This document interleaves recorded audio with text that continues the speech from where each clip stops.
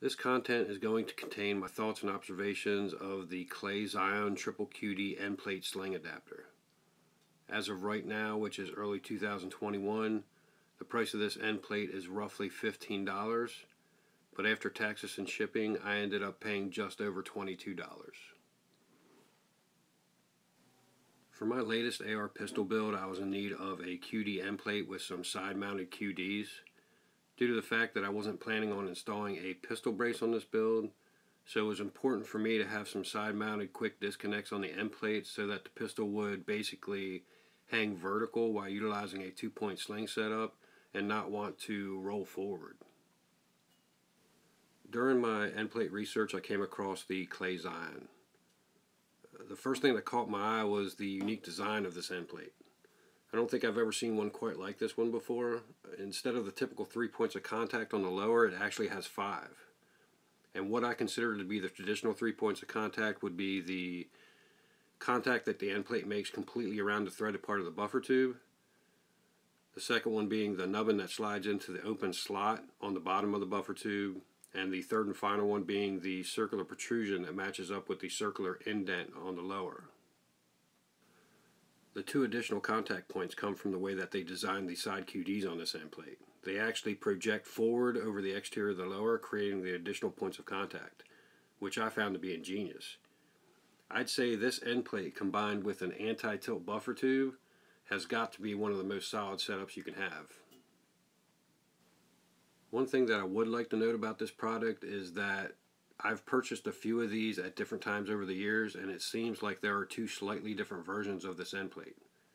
One has perfectly round side QD extensions and weighs in at 0.4 ounces, and the other version has small flats on the side QD extensions, and it weighs in at 0.7 ounces.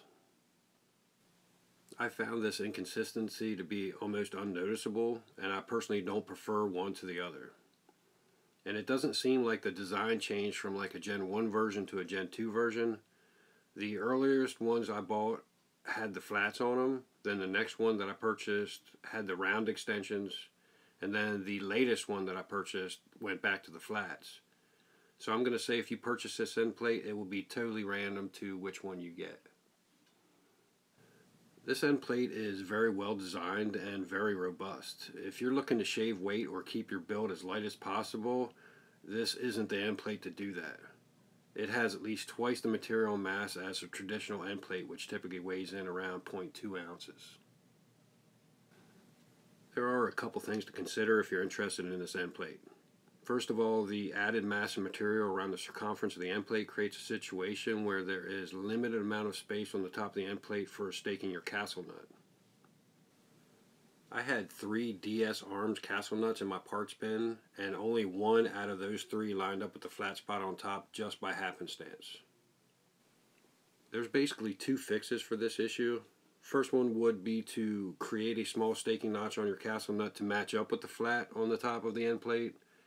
And the second one would be to incorporate a castle nut that has a lot of closely spaced staking notches on it.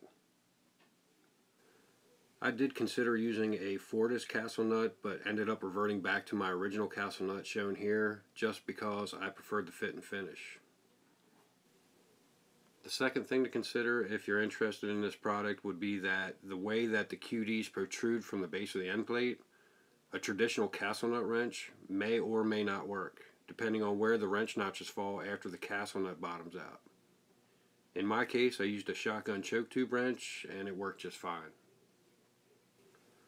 So in the end, I would definitely recommend this product to anyone who wants an extremely solid product for more than a reasonable price.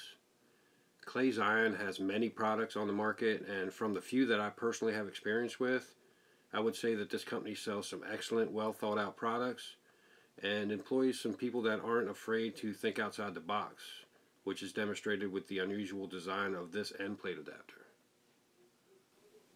Alright, that's going to conclude my thoughts and observations on the Kley Zion 3QD end plate sling adapter.